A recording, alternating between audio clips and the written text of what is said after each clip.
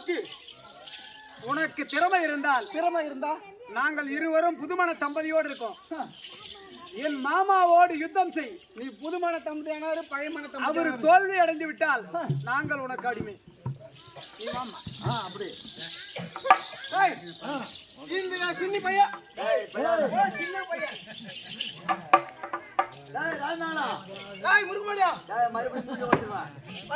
என்ன வண்டி போகுது அது வீர தழும்பு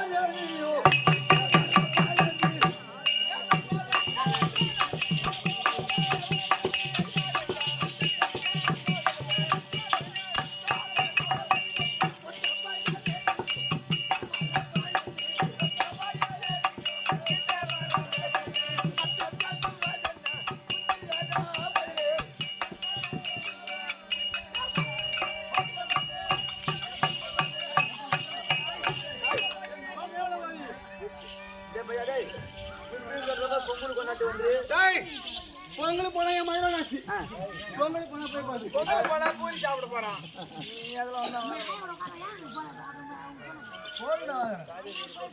பக்கால போய் உன்னை வண்டியில நான் தான் கூட்டிட்டு போனோம். உனக்கு தைரியம் தான் ஒழுங்கா என்கிட்ட போய் அடி பண்ணிரு. இதுக்கு மேல உனக்கு தைரியம் கிடையாது. அப்புறம் என்ன ஓடாதே நீ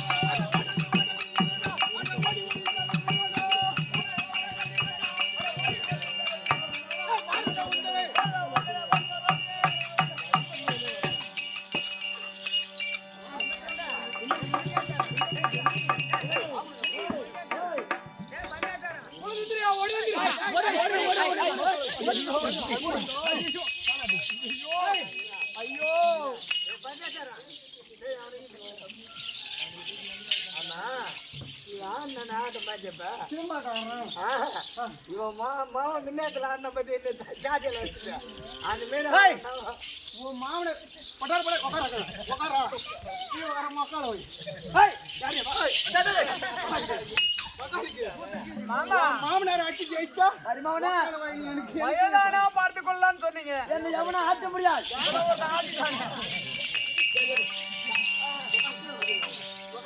ஒரு சேராச்சு குடுறா.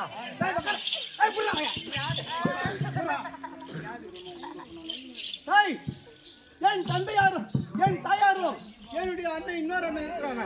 உங்க மூவரையும் கூட்டின்னு போய் அவங்க கிட்ட விட்டாலே எனக்கு மரியாதை. அவர்கள் என்ன சொன்னாங்க? அவர்கள் அந்நியவருக்கு தேவையான ஒரு புலியையும் ஒரு ஆண்மானு ஒரு பெண்மானு குத்தினா சொன்னாங்க. நீங்க தான் இப்ப அதெல்லாம் ஆண்மானா? ஆமாண்டா. என் பொண்டாட்டி பெண்மான். ஆமாண்டா. உட்கார வை. என் மாமனார் புலிய. ஆமாண்டா. விஜய் போடுமா? உட்கார ஒத்த வாய்த்த உள்ள விட்டு ஆட்டுருங்க. சரி, யாரு உன் அம்மா? காட்டுவா.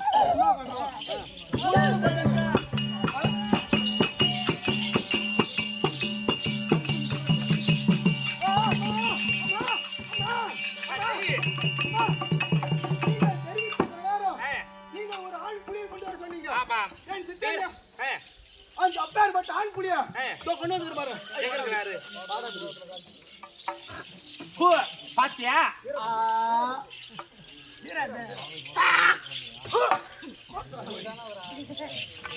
என்னைக்கா இருந்தாலும் உனக்கு பிள்ளை பெத்து நான் காட்டுறது சொன்னேன் இல்ல, சபதம் செய்தேன் இல்ல, அவன் தான் இந்த பிள்ளை. உன்னை சேர்ந்து நான் பிள்ளை பெத்து விட்டேன். ஆட நான் போட்டு வரதானா அது மௌன நல்லா நான் எப்ப உன்னை சேர்ந்த நீ எப்படி பிள்ளை வாங்க நீ ஒரு பொண்ணை சேர வந்தியா? அந்த நேரத்துல வெளியே வாயர் பண்ணல சாதி பெண் இருந்தாளா? ஆமா உள்ள ராணியம்மா இருக்கிறான்னு சொன்னால, அந்த ராணியம்மா உள்ள நான் தான் இருந்தேன். சாதி பெண் அவதான் வெளியே நின்று இருந்தா. என்ன ஏமாத்தி நீ என்கிட்ட புள்ள வாங்கிக்கிறேன் சேர்ந்து விட்டேன், உனக்கு புள்ள பெத்து விட்டேன். அத பாரு, ஏதோ அத பாரு என் மகன் அம்மா மகனே அதன பாரா அம்மா நீ தெரிவித்த பிரகாரம் ஒரு ஆண்மானையும் இன்னொரு பெண்மானையும் கூட்டி வந்துறேன். எங்க நான் மானு ஆயா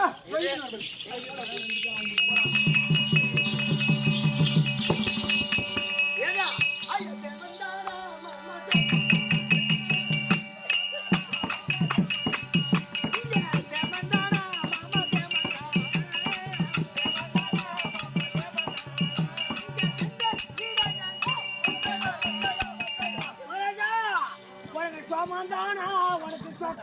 அது காலையில தாண்டா கொடுப்பாங்க போட என்ன மறிக்கிற சேமோ கேமன் தானா உனக்கு என்ன போகும்போது என்ன சொல்லிட்டு போனேன்? என்ன சொல்லிட்டு போனீங்க? உன்னை திரும்பி வந்து பார்க்கும்போது ஒரு பிள்ளை என்ன அப்பான்னு கூப்பிடணும்னு சொன்னேன்ல, ஆமா இத்தனை வருஷம் கழிச்சு வந்திருக்கேன். ஆ.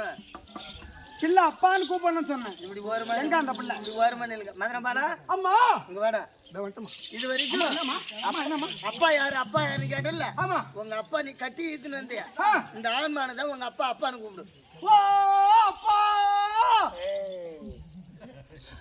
நீ வந்து அப்பான்னு கூப்பிட்டு சொன்னதை கூப்பிட்டு போரு போட்டியா என்னம்மா அப்பா அடிக்கிறாரு?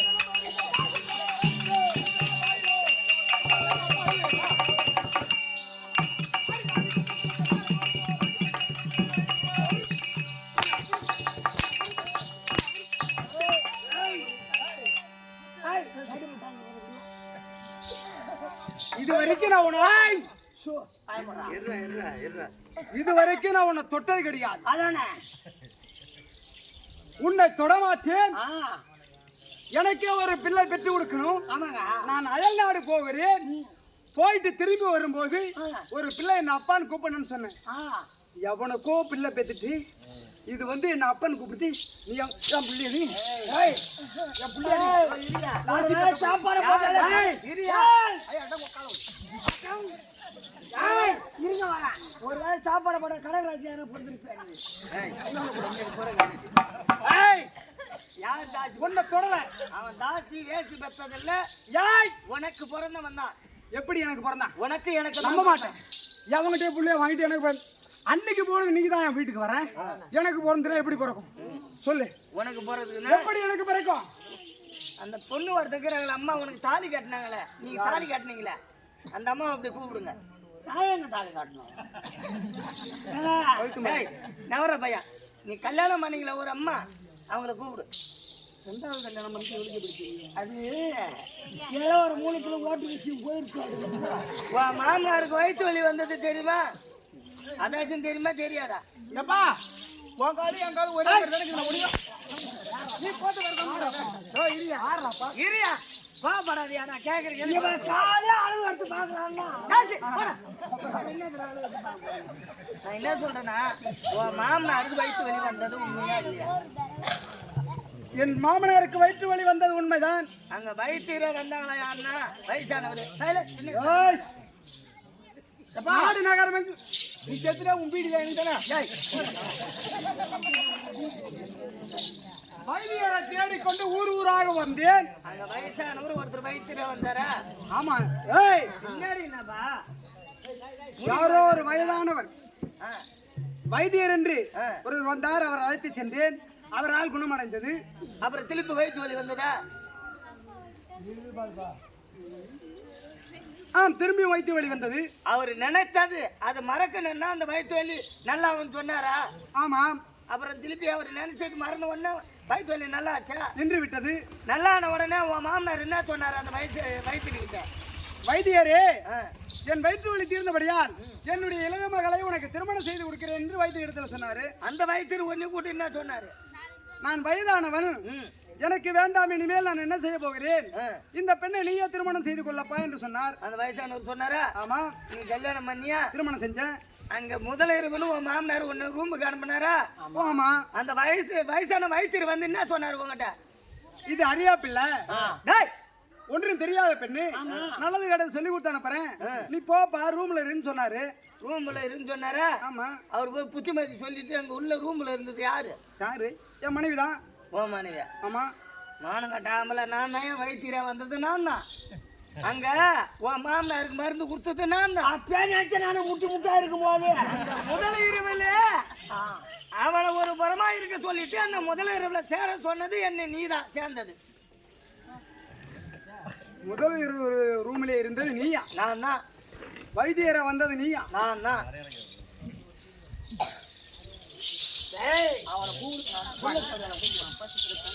அவள் சொல்வதெல்லாம் உண்மையா? உண்மைதான்.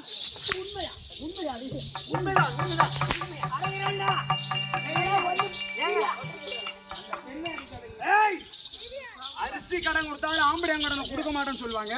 எப்படி என்றால் எப்படி என்றால் எதற்காக? முதல் மனைவி அவள் தானே. நான் என்ன சொல்றேன் இருமா, அங்க ரூம்ல சேர்ந்ததும் அந்த பொண்ணு உங்ககிட்ட என்ன சொன்ன அதை சொல்லு. முன்ன எந்த பெண்ணு? அந்த பெண்ணு தான், இந்த பெண்ணு தான், ஏதோ ஒரு பெண்ணு. அந்த பொண்ணு என்ன சொன்ன உங்ககிட்ட?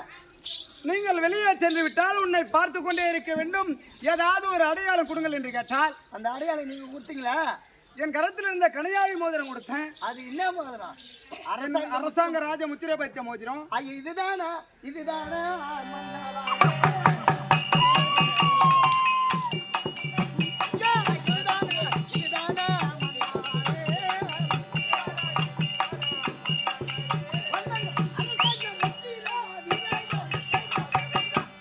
கொடுத்த அரசாங்க முத்திர மோதிரம் இதுதானா? உண்மைதான். பண்றதெல்லாம்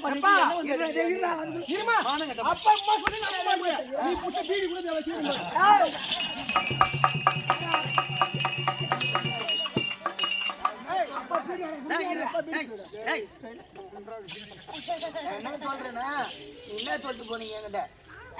எனக்கு ஒரு பிள்ளை பெற்று கொடுக்க வேண்டும் என்று சொன்னேன். வந்ததும் ஏற்கனவே நடந்தது. உனக்கு எனக்கும் பிரச்சனை. இந்த உலகத்துல ஒரு பெண்ணு கஷ்டம் இல்லாமல் வாழ முடியாதுன்னு சொன்னேன். இல்ல கஷ்டத்தோடு தான் வாழ்வான்னு நான் சொன்னேன். நீ கஷ்டம் இல்லாமல் வாழ்ந்து காட்டுகிறேன் என்று நீ சொன்ன. ஆமா. இந்த ஆணும் இந்த பெண்ணும் இந்த ஆணும் சேர்ந்துதானே பிள்ளை பிறந்தது. ஆமா. இந்த கஷ்டம் எதனால வந்ததா? இனிமேல் ஒவ்வொரு குடும்பத்திலும் ஆமா ஒரு ஆணும் பெண்ணும் போட்டி என்பது கூடாது. ஆமா. ஒரு பெண் பேசினால் ஆண் தாழ்ந்து போக வேண்டும், ஆண் பேசினால் பெண் தாழ்ந்து போக வேண்டும். ஆணும் பெண்ணும் விட்டு கொடுத்து சென்றால்தான் ஆமா குடும்பம் என்ற வண்டி சக்கரமாகப்பட்டது ஓடிக்கொண்டே இருக்கும். வாழ்க்கை என்பது சுகமாக நடக்கும். ஒருவருக்கு ஒரு போட்டி போட்டுக் கொண்டால் ஒருவர் இறக்கலாம். ஆமா. அவர் நினைவாக இன்னொருவர் இறக்கலாம். ஆமா. இனிமேல் நமக்குள்ள போட்டி என்பது வேண்டாம். இந்த ஆண் ஒத்து போனா இந்த பெண் மனது ஒத்து போகும், இந்த பெண் மனது ஒத்து போனா இந்த ஆண் மனது ஒத்து போகும். ஆமா. நம்ம இருவருக்கு சண்டை சச்சுறு இல்லாமல் இருந்தால் எந்த பெண்ணுக்கு குறை என்பது வராது, சண்டை சச்சுறு என்பது வராது.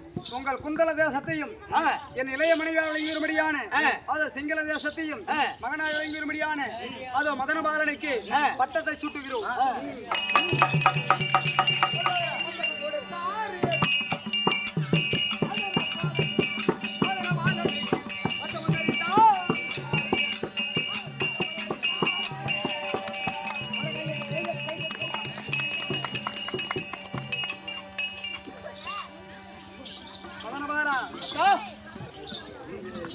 நீதி நெறி வாக்கியம் தவறாமல் சொந்த பந்தம் என்று யாரும் மாறாமல் அவர் என்றால் தண்டனை கொடுக்க வேண்டும். சரி. நியாயத்தை மட்டும் பேச வேண்டும். நீ அரசாட்சி செய்ய வேண்டும். சரி. உனக்கு பக்கத்துணையாக நாங்கள் இருக்கிறோம். உன்னுடைய சித்தமே எனக்கு பாக்கியம். அப்படியே செய்து வரணும். இப்படியாக சக்தி புராணத்தில் ஒரு பாகமாய் விளங்கியும்படியான குணபூசணி திருமணம் என்னும் வீரபாலன் மதனபாலம் நாடகம் ஆடியவர்களும் பாடியவர்களும் கண்ணால் பார்த்தவர்களும் காதல் கேட்டவர்களும் சாலோப சாரி சாமச்சம் என்று சொல்லபடியான ஏழுமலையானுடைய அருளை பெற்று வாழ்க வாழ்க என்று வாழ்த்து கூறி வணங்குகிறோம். அனைவரும்